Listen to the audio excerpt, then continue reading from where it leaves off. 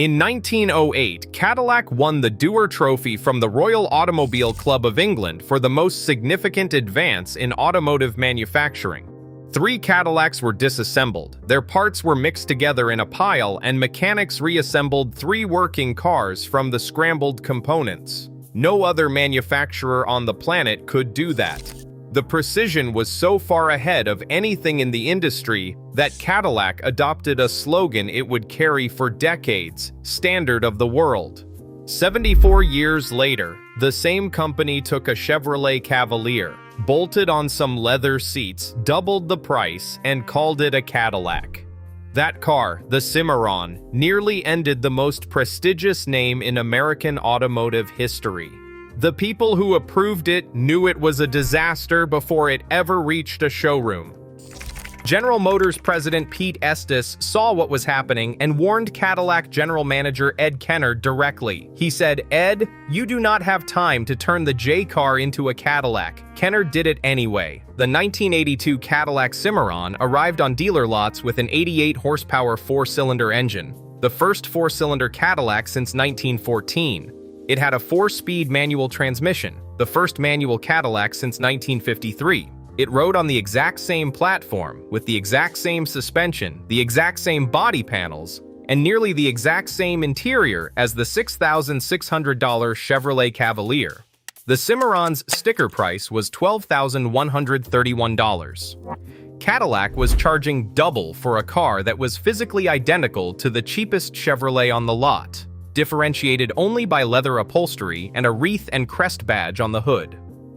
Time magazine later wrote that the Cimarron represented everything that was wrong, venal, lazy, and mendacious about General Motors in the 1980s. They called it a flagrant insult to the good name and fine customers of Cadillac. Cadillac was so embarrassed by the car that they initially refused to put their own name on it. The first model year was marketed as Cimarron by Cadillac, instead of Cadillac Cimarron. Salesmen were trained to correct customers who called it a Cadillac. The division that had built the standard of the world could not bring itself to claim ownership of the things sitting on its showroom floor. By 1983, they dropped the pretense and put the Cadillac name on the trunk. It did not help. Cadillac had projected 50,000 annual sales. They sold 25,968 in the first year and only 6,454 in the final year. The Cimarron lasted 7 model years and moved 132,499 units total, never once coming close to the targets that justified its existence. But the Cimarron was not an isolated mistake. It was a symptom of a disease that had been spreading through Cadillac since the late 1970s. In 1981, Cadillac introduced the V864 engine, a system that deactivated cylinders to save fuel. The technology was ahead of its time, and the execution was a catastrophe. The engine stumbled, surged, and stalled because the computer controlling the cylinder deactivation could not keep up with real-world driving conditions. Owners ripped out the system and disconnected the solenoids just to make their cars drivable. Cadillac followed that with the HT4100 V8 in 1982, a smaller aluminum engine that was supposed to deliver better fuel economy. Instead, it delivered blown head gaskets, overheating, and warranty claims that cost the division millions.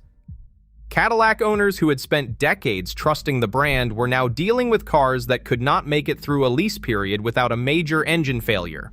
While Cadillac was destroying itself from the inside, the competition was building the cars that would take its customers forever. In 1989, Toyota launched the Lexus LS400 with a goal of building the finest luxury sedan in the world.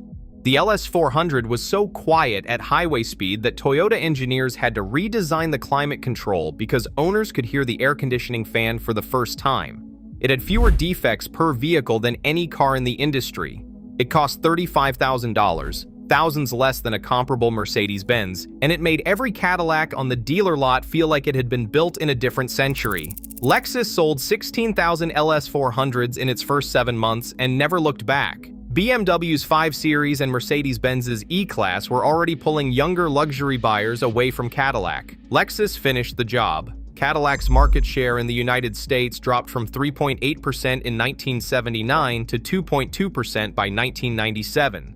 The brand that once represented the pinnacle of American success The car that presidents rode in, the car that rappers named songs after, the car that sat in the driveway of every wealthy family in America for 60 years, was losing to Japanese and German brands that did not exist in the luxury market 20 years earlier. General Motors' response was to hire people who had never worked in the car business.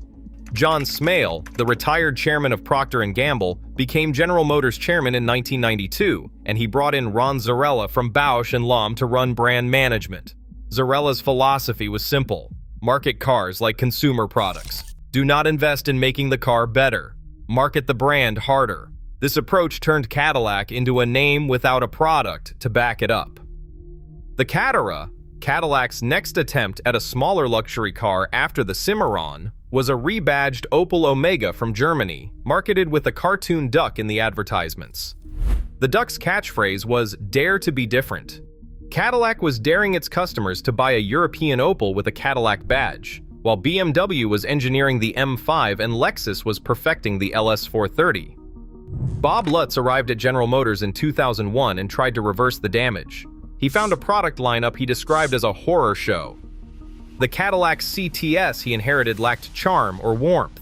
Lutz pushed for better design, more performance, and cars that could actually compete with the Germans. The CTS-V, with a supercharged V8 making 640 horsepower in its third generation, proved that Cadillac's engineering talent had never left the building.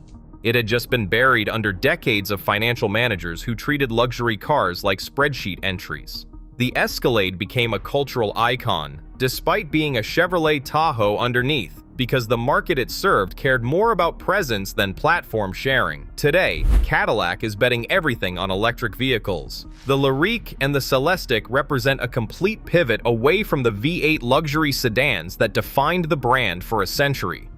Whether that bet pays off depends on whether General Motors has finally learned that you cannot build a luxury brand on cost-cutting and badge engineering.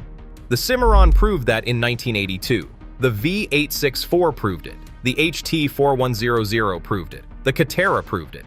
Cadillac has been proving the same lesson for 40 years, and the only question is whether anyone on the 14th floor of the Renaissance Center is finally paying attention. Cadillac's current product director, John Howell, keeps a photograph of the Cimarron on his office wall. Underneath it is a caption that reads, "Lest we forget." The standard of the world became a Chevrolet with leather seats because someone at General Motors decided that a badge was worth more than the car underneath it. Cadillac has been trying to earn that title back ever since. 40 years later, they are still trying.